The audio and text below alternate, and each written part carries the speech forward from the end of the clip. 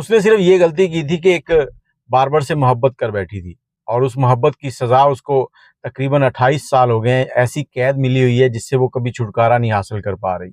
आपने इस पे अपनी राय ज़रूर देनी है कि उस लड़की को क्या करना चाहिए। अस्सलाम वालेकुम, कैसे हैं आप लोग? मैं हूं आपके साथ अदनान और आज मैं आपको साजिदा की कहानी सुनाता हूं।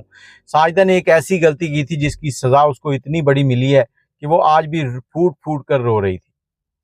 साजिदा जो कि लाहौर में रहती थी और साजिदा बताती है कि मैं 8वीं क्लास में पढ़ती थी और जब मैं स्कूल जाती थी तो मेरे रास्ते में एक बड़ा सा दरख्त था और दरख्त के नीचे एक बार्बर होता था और बार्बर की दुकान थी। कई बार वो बाहर बैठकर हजामत कर रहा होता था, कई बार अंदर बैठकर। पुराने वक्तों की बात है, तकरीबन ये 35 साल पीछे चले जाएं आप। तो उस वक़्त ना तो ज़्यादा टेलीफ़ोन होते थे और उस दौर में ज़्यादातर ये फ़िल्में आ रही थी, इश्क और गाने बड़े दुनिया को जलाएँगे इस तरह के। तो ये चीज़ें इंसानी ज़हन पे बड़ी असरअंदाज़ होती थी। कहती मुझे उससे मोहब्बत हो गई और मैं उसे देखती। जैसे ही मैं उसकी दुकान के सामने से गुज़रती तो वो भी मुझे देखता और दुकान से बाहर आकर खड़ा हो जाता।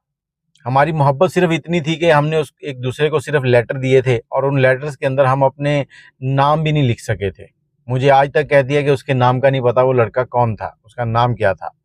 कहती मैं उसे पसंद करती थी और दिल ही दिल में सोचती थी कि मेरे वालिदैन मेरे साथ बहुत प्यार करते हैं क्योंकि वो माँ-बाप की लाडली औलाद थी और मेरे माँ-बाप जो हैं वो इस रिश्ते को इनकार नहीं करेंगे।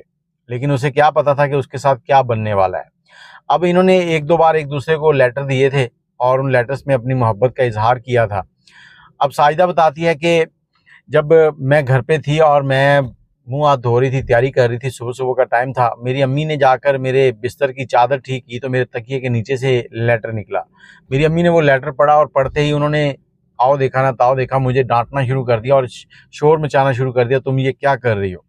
आखिर जब मैंने उनको यकीन दिलाया कि मैं कुछ भी ऐसा-वैसा नहीं कर रही और मैं सिर्फ़ उसे पसंद करती हूँ और हमारा दरमियान कोई तल्लक नहीं है। मेरी अम्मी ने कहती हैं कि बड़े प्यार से इधर-उधर घुमा-फिरा के बहुत-सी बातें पूछी कि तुम लोगों ने कुछ किया तो नहीं है, तुम्हारे दरमियान कोई गलत तल्लुकात तो नहीं है। लेकिन मैंने जब उनको यकीन दिलाया तो वो समझ गईं और उसके बाद उन्होंने इस बात का ज़िक्र मेरे वालिद से किया। मेरे वालिद जो कि मुझसे बहुत प्यार करते थे। लेकिन पता नहीं इस बात को सुनने के बाद उनके दिमाग पर क्या हावी हो गया। वो मेरे कमरे में आए और उन्होंने आके चीख-चीख कर मुझे डाँटा और मुझे कहा कि अगर मैंने दोबारा कोई ऐसी बात देख ली तो मैं तुम्हें गोली मार दूँगा। कहती मैं खामोश सहम गई और मैंने उस दिन सोच लिया कि अब मैं इस बारे में कोई बात नहीं करूँगी। अब मैं रास्ता बदल कर जाती थी कॉलेज। अभी मैं एफए में पहुँची हूँ तो मेरे घरवालों ने कहा कि जैसे ही तुम एफए क्लियर करोगी उसके बाद तुम्हारी शादी करेंगे। अब कहती है मैं मोहब्बत उसकी दिल में अभी भी लेके घूम रही थी। लेकिन मेरे घर वाले उसके लिए नहीं किसी और के लिए कह रहे थे। चंद दिन गुज़रे तो उन्होंने कहा कि आपकी शादी जो है ना वो आपके कज़न जो कि परवेज़ है उसके साथ कर रहे हैं। अब परवेज़ के साथ मैं कभी ज़िंदगी गुज़ार ही नहीं सकती थी, परवेज़ ऐसा लापरवाह इंसान था। मैंने बड़ा मना किया और मैंने अम्मी से ज़िद की कि मैं शादी करूँगी तो सिर्फ़ उसी हजाम से करूँगी, क्योंकि मुझे वो पसंद है। अम्मी मुझे डाँटती थी और अम्मी ने मेरे सामने बड़े वास्ते डाले और आखिरकार मुझे अम्मी की मोहब्बत के सामने अपने आप को तोड़ना पड़ा। मैं अम्मी की मोहब्बत के सामने बदल गई। अब हुआ क्या था, जो मेरे कज़न था परवेज़, वो एक ऐसा लड़का था जो लड़ाकू था।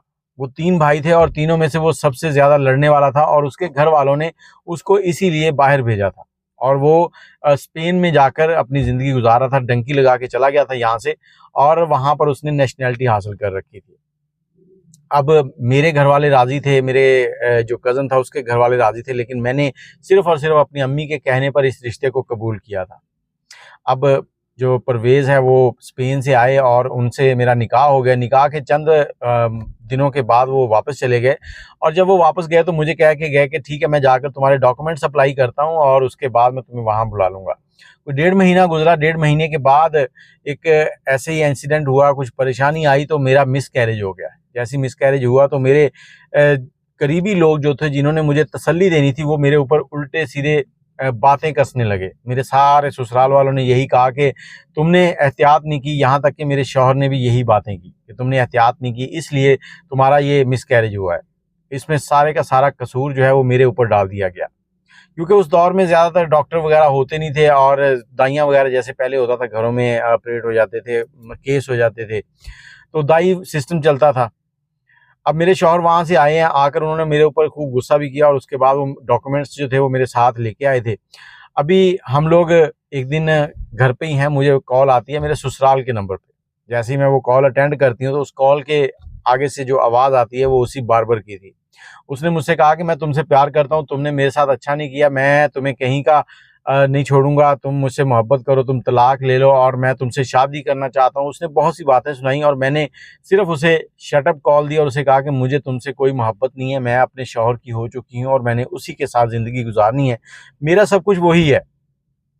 और मैंने फ़ोन बंद कर दिया।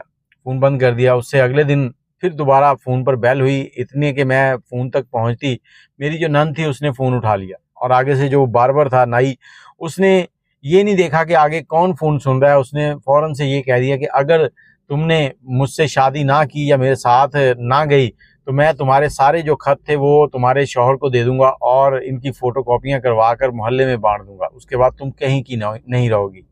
मेरी नंद ने ये सारी बातें सुनी और उसने फ़ोन बंद किया और उसने मेरी तरफ ऐसी नज़रों से देखा जैसे मैंने कोई जुर्म कर दिया बहुत बड़ा। अब वो मेरे पास आई और मुझसे पूछा, ये बार्बर कौन है? तो कहती, मुझे पता चल चुका था कि इसको सारी कहानी पता चल गई है। तो मैंने उसके साथ जो हमारी बातचीत थी जो सही थी वही शेयर की। अब मुझे यहाँ पर ये था कि औरत होने के नाते ये मेरी हेल्प करेगी, मेरी मदद करेगी। लेकिन मुझे ये अंदाज़ा नहीं था कि मेरी ऐसी मदद होगी कि मैं इसकी सज़ा भुगतूँगी। उसके बाद मेरे शौहर ने मुझे साथ लिया और स्पेन आ गए। स्पेन आने के बाद जैसे ही हम स्पेन पहुँचे तो उन्होंने पहला सवाल यही किया था कि ये बार्बर कौन है? तो कहती, मेरे पाँव के नीचे से ज़मीन निकल गई कि उसने, मेरी नंद ने मेरे शौहर को भी बता दिया है।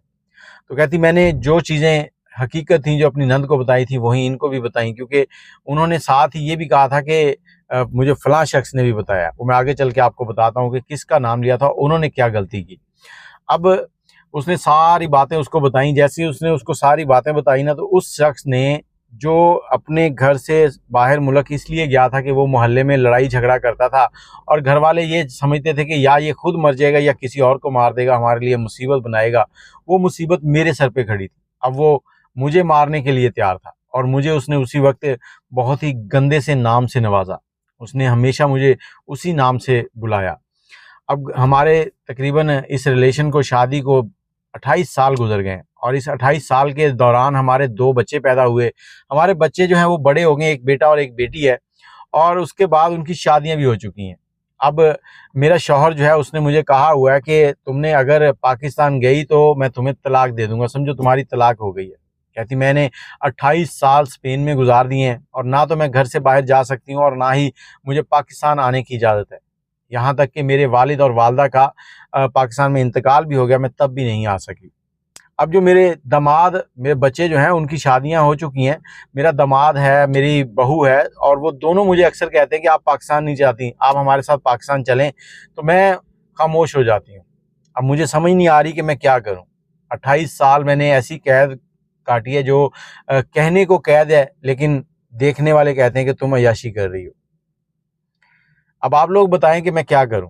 और सबसे बड़ी वजह जो उसको तोड़ने की थी वो ये थी कि जब उसका शौहर उससे सवाल कर रहा था तो उसने कहा कि तुम्हारे वालिदैन ने भी मुझे बताया कि हाँ, हमारी बच्ची से ये गलती हो गई थी, हमने उसे समझा दिया, दोबारा ऐसा नहीं होगा। और साजिदा कहती है कि मैंने परवेज़ को ये भी बताया था कि जब मैं तुम्हारे निकाह में आ गई थी, समझो मेरी हर चीज़ जो थी मुझसे जुड़ी हुई यादें मैंने सब ख़त्म कर दी थी। मेरा किसी से कोई तल्लक नहीं है और ना ही मैंने कोई ऐसी गलत हरकत की है जिसकी वजह से मुझे शर्मिंदगी हो या आपको किसी के सामने सर झुकाना पड़े। लेकिन फिर भी परवेज़ ने मेरे ऊपर ज़ुल्म किया, मुझे मारता रहा, टॉर्चर करता रहा और इस गंदे नाम के साथ हमेशा उसने मुझे पुकारा। इवन कि उसकी बहनें भी मुझे इसी नाम से पुकारने लगी, जिनको मैं औरत समझती थी और समझती थी कि वो मेरा साथ देंगी। लेकिन औरत ने औरत का साथ नहीं दिया। साजिदा कहती है कि मुझे जिन-जिन लोगों से उम्मीद थी कि वो मेरा मरहम बनेंगे, उन सब ने मेरे ज़ख्मों के ऊपर नमक छिड़का। आज मैं परेशान हूँ और मैं ये सोच रही हूँ कि अगर मैं पाकिस्तान जाती हूँ तो मैं क्या तलाक याफ्ता हो जाऊँगी? क्योंकि वो चाहती है कि मैं जाऊँ और अपने माँ-बाप की कब्र के ऊपर बैठकर उनसे पूछूँ कि मैंने कौन-सी गलती कर दी थी, जो आपने मेरे शौहर को भी ये सारी कहानी सुनाई। अगर उसने पूछ ही लिया था तो आप इनकार भी कर सकते थे। आप ये भी कह सकते थे कि हमें इस चीज़ का इल्म नहीं है। बच्चे जवानी में कुछ न कुछ कर ही जाते हैं। अब उसकी 8वीं क्लास है, 8वीं 9वीं क्लास जवानी थी और जवानी में बच्चे बहुत सी गलतियाँ कर लेते हैं। दुनिया के कानून के अंदर अगर कोई बच्चा जो 18 साल से कम उम्र है उसको भी किसी गुनाह की वो पनिशमेंट नहीं दी जाती जो एक्चुअल उसकी होती है। अगर वो कत्ल भी कर देता है तो उसके मुतबादल उसको कम से कम सज़ा दी जाती है कि इसका ज़हन जो है मैच्योर नहीं है। तो आप लोगों से गुज़ारिश है कि अगर आपके बच्चों से ऐसी कोई भूल-चूक हो जाती है, क्योंकि इस उम्र के अंदर बच्चे जो है ना वो समझने के काबिल नहीं होते। उनको पता ही नहीं होता कि हम क्या कर रहे हैं, वो तो सिर्फ़ एक जोश में लगे होते हैं। तो आप उनको समझ सकते हैं, आप उनको समझा सकते हैं, लेकिन समझाने का तरीका जो है उसको बेहतर करें। अब ये ना करें कि आप उनके ऊपर ज़बरदस्ती करें। उनको इस तरीके से समझाएँ कि वो आपकी बात भी समझें और आपको बुरा भी ना कहें और उनकी दिल आज़ारी भी ना हो और उनके जो मुस्तकबिल है वो भी बेहतर हो जाए। साहिदा जिस एयरपोर्ट से चढ़ के गई थी और जिस एयरपोर्ट पर उसने लैंड किया था, वो दोनों बदल चुके हैं। लेकिन साहिदा एक घर के अंदर कैदी की तरह रह रही है। उसे वहाँ किसी कम्युनिटी से मिलने की इजाज़त नहीं है। हाँ, 2-3 महीने के बाद किसी न किसी फंक्शन में उसे ज़रूर ले जाया जाता है, बस यही उसकी ज़िंदगी है।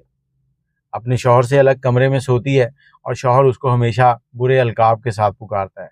तो बच्चे ये कैसे हो गए? साहिदा कहती बस मैं कुछ नहीं कह सकती। बाकी आप अपनी राय कमेंट में ज़रूर दीजिएगा। बच्चे अगर कभी ऐसी कोई बात करते हैं तो उनकी बात को समझा करें और उसके बाद उस पे उनको समझाया करें, ना कि आप उनके ऊपर फैसले थोप दिया करें। मुझे इजाज़त दें। अल्लाह हाफ़िज़।